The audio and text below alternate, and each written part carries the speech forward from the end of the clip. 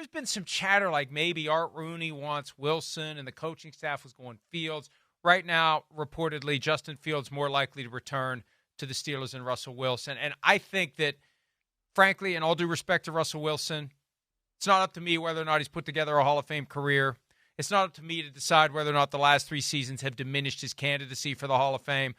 But as of right now, I'd rather go with a guy who still may have some ceiling than the guy who's got one club in the bag at this point. And that's I'm with you Moonball down the left or right sideline. I'm with you there. I am. And not that I'm going to sit here and tell you that Justin Fields just excites me to a point where I'm like, oh, wow. But, yes, there's that aspect of it is getting better, right? It's still not where you'd want it to be throwing the football all the time, and that's going to be the big thing they got to figure out. But the other thing, too, to me and Mike, and we talked about this during the year and especially at the end of the year, is I just felt like when it's all said and done, Russell Wilson's leadership fell on deaf ears, right, as we discussed. It didn't feel like the team really rallied around him. Justin Fields, I think, has more of a leadership and a respect in that locker room of the guys rallying him around that way and going into battle with him than Russell Wilson. I think, like you're saying here, too, Russell Wilson, for my money, is relegated to backup Bill. That's what he is. That's what he's kind of proven to be. He's got a pretty good arm still, but he can't extend plays very, very much. It's not the runner he used to be. And like you're talking about, and what everybody knows, is there's limited part of the field of where Russell Wilson throws the ball. This has been something that's been going on since the end of his days in Seattle. He won't throw the ball in the middle of the field. It's only fades and back shoulders like you're talking about, out routes and all that. And, of course, that's hard to win and be really good as an offense when you don't attack every part of the field. The leadership issues are real, too. Definitely. Look, I think one of the reasons the Steelers have shown no interest in Aaron Rodgers is because the Steelers have already had enough of a veteran quarterback who sucks all the oxygen out of the room. And still the too thing fresh. with Russell Wilson, yep. Right. Yeah, remember when the Lincoln movie came out and Daniel Day-Lewis played Lincoln? I remember reading articles about how he was Lincoln 24/7, not just when they were shooting. Yeah, right. He was Lincoln. Yep. Period. I'm Lincoln. Hey, Daniel Day. No. I'm Abraham. Lincoln. I'm Abraham. I'm Abraham. I feel like, and we've been studying Russell Wilson's career for more than a decade.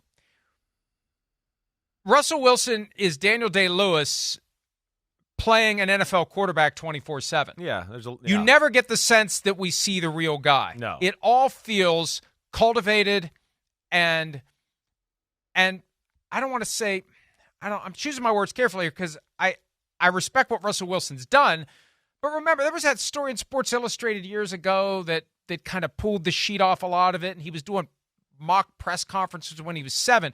Like, this has been a very carefully engineered public facade. And nothing is going to smoke that out faster than an NFL locker room. And I think that is one of the reasons why the leadership efforts fall on deaf ears. 100. And that's why I said it.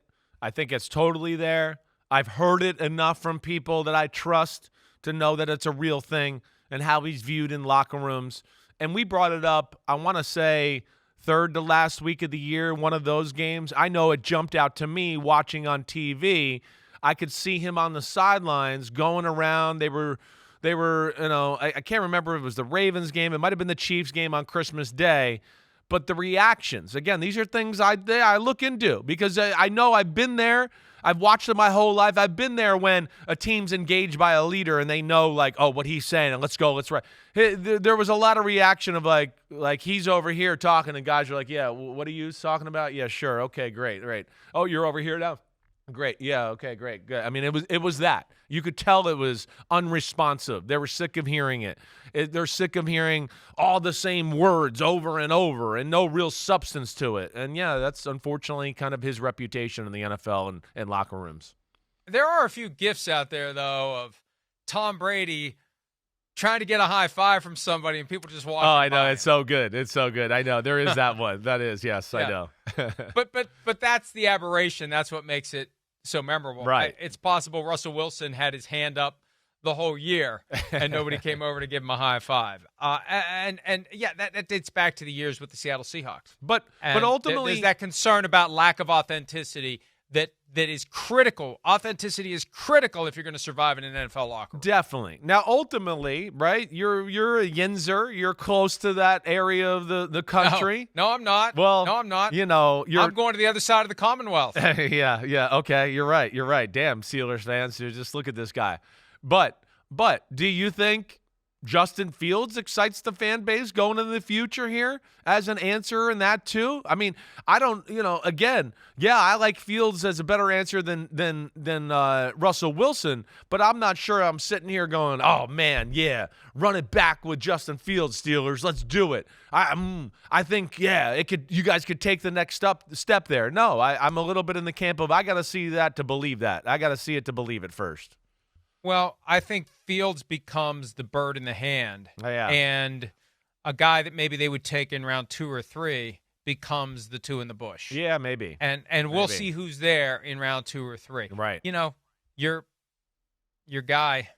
Yeah. I could be interested in your guy, Quinn Ewers, up the road in Pittsburgh. There's a lot of people that I'll say right now, and that I think Cam Ward is really the only first-round quarterback. Like, there's definitely that thought with people in the NFL. He's really the only first-round guy. The other guys are kind of second, third-round type of guys. It could be a year, and I'm not done with my studies at quarterback by any stretch of the imagination here, but I am diving in here, where we do see some of those rare second, third-round picks, right? Usually it's first-rounders, and then nobody goes to the fourth round. This year might warrant some more movement earlier in the draft. I'll be interested to see how it's all gauged. Hi, it's Mike Florio. Thanks for watching PFT on YouTube. Hit subscribe for the latest news and analysis from Pro Football Talk.